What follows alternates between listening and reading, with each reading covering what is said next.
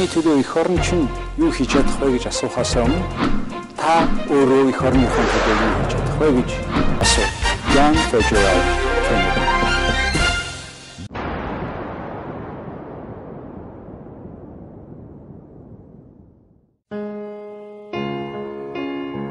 Aziz Rafiee, Афганистаны иргэний нийгмийн форумын захирал Aziz Rafiee, иргэний нийгмийг хөгжүүлэхийн төлөө 15 жилийн турш хүчин зүтгэсэн. Aziz Афганистаны анхны төрийн бус байгууллагыг үүсгэн байгуулсан.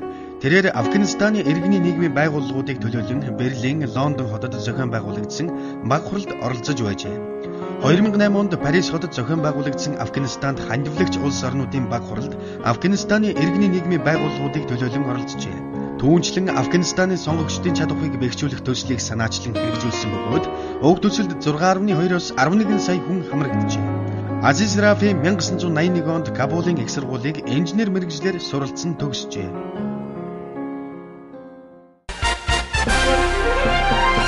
Таны төлөө эх орон чинь юу хийж чадах вэ гэж асуухаас өмнө та өөрөө эх орныхон төлөө юу хийж чадах вэ гэж асуу. Young Federal Training.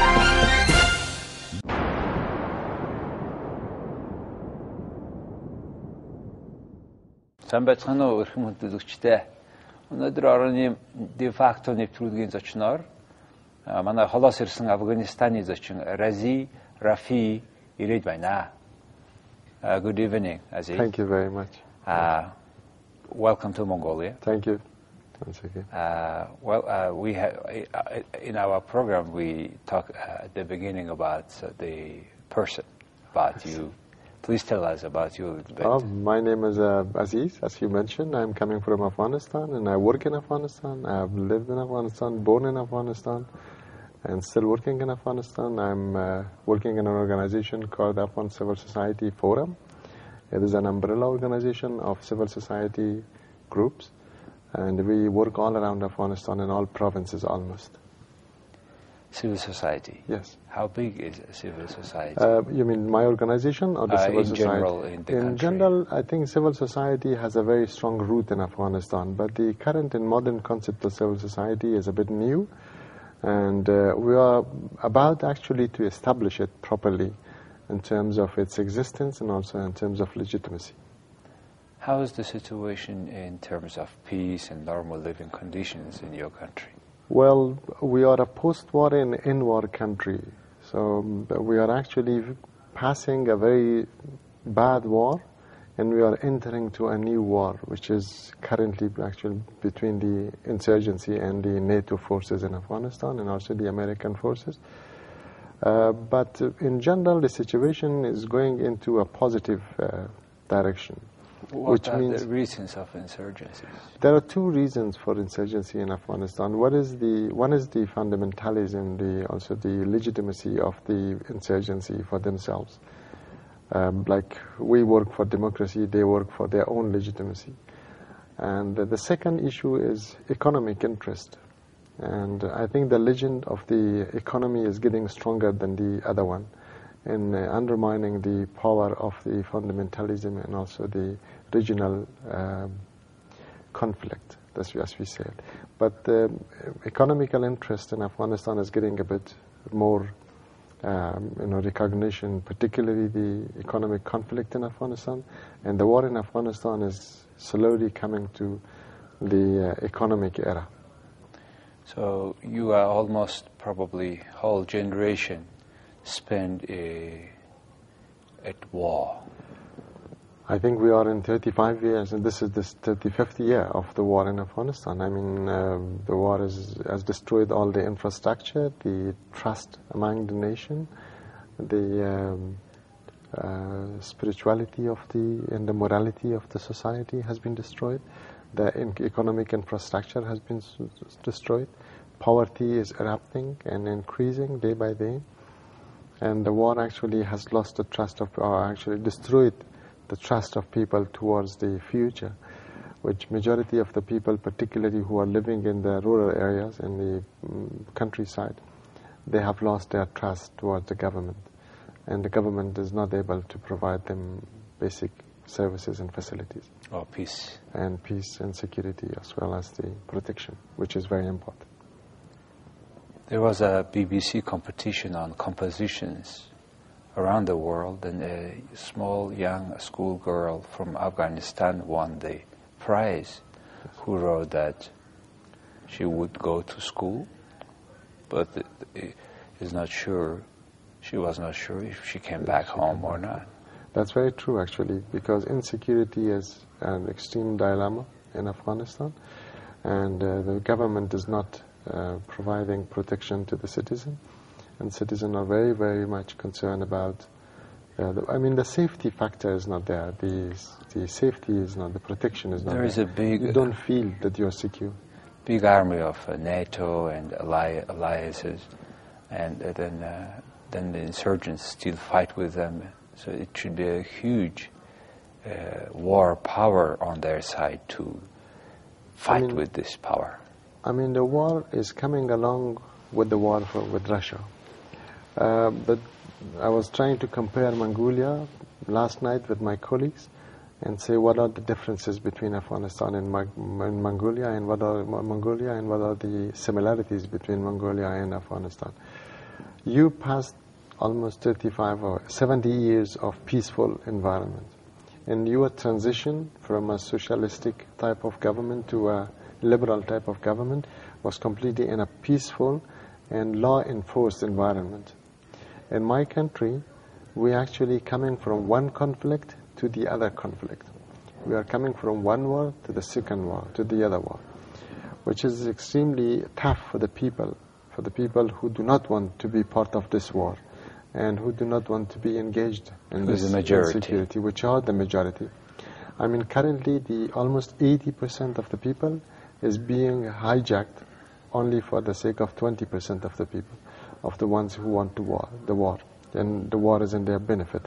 As I said, not only the fundamentalism or the Islamism, but also the economy is one of the main reasons of war in Afghanistan, which is access to resources and also regional interest for this.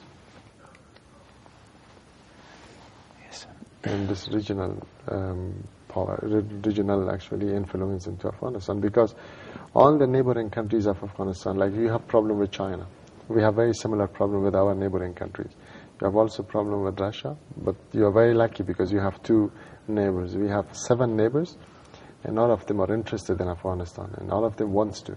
China is also our neighbor, Pakistan is our neighbor, and Iran is our neighbor, and they are very stronger than us. They are very powerful than us. So we were talking about the neighbors. Yes, we are in between 2 big neighbors. You are in between 6 of them. 7 of them. Which are? The Tajikistan, Uzbekistan, Turkmenistan, Iran, Pakistan, and China. Almost many of them have on. They are very supremacy. powerful countries. Except the Tajikistan, which is very smaller than us and also poorer than us. The other ones are very strong in terms of their economy, in terms of their politics, in terms of their stability, establishment, and all the infrastructure that they have. Pakistan is an atomic power, Iran is an atomic power, China is an atomic power. The 4 others are not very, very strong. Afghanistan is a landlocked country, yes, like Mongolia. Like Mongolia, very similar to Mongolia. Even yesterday when we were traveling to the Baganur coal mine. I was actually looking to the landscape, and I thought and I felt that I'm in my country. I'm at home. See. So it was very similar to my country. What is a distance to the closest ocean port? It is about 400 kilometers in Karachi in Pakistan. And Karachi, Pakistan. Okay, what brought you to Mongolia? We actually part of a study mission for the EITI experience in Mongolia, where you have done it very well and you have been very successful in this process. Relatively. I think in comparison to my country, you are very successful. So we are actually trying to learn from your experience and see if we can get something from your understanding or as well as practices here and take it back home for our people. Extractive Industry Transparency International. And initiative. Initiative. Yes. what makes you to think that this country is successful in this initiative? The way that you have actually established your relation with the investors, as well as also the transparency that you have provided to the people, and also through the government involvement, as well as the civil society involvement, and sort of engagement, the public public and private sector participation. In a way that you have been able to manage it properly to make in the benefit of your national interest, and also in the long-term and sustainable development, we would love to see it in Afghanistan for our country. Well, extractive industry, we talk about mining and other mineral resources we have. And recently there was a big announcement on world news about how rich Afghanistan is. What is that about? Afghanistan is perhaps, I should not compare with Mongolia, but I think we are 200 up to 300 times more richer than you. We have minerals like iron, like copper, like gold, uranium, and lithium recently, and many others which have not been discovered yet. Then how you'd know? Because the space survey that they have done has shown that Afghanistan should have at least up to $13 trillion only in 1/6 of its soil. So that is, I think, more than the... how much of it you are using? At this stage, we don't use it at all. If you compare with the amount that we actually do it.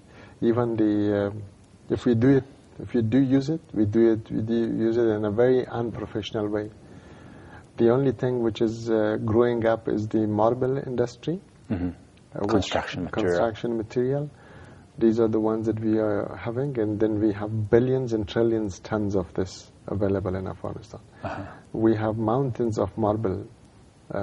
Who is a foreign investor in that industry? It's at this stage our small investors and the neighboring countries' investors.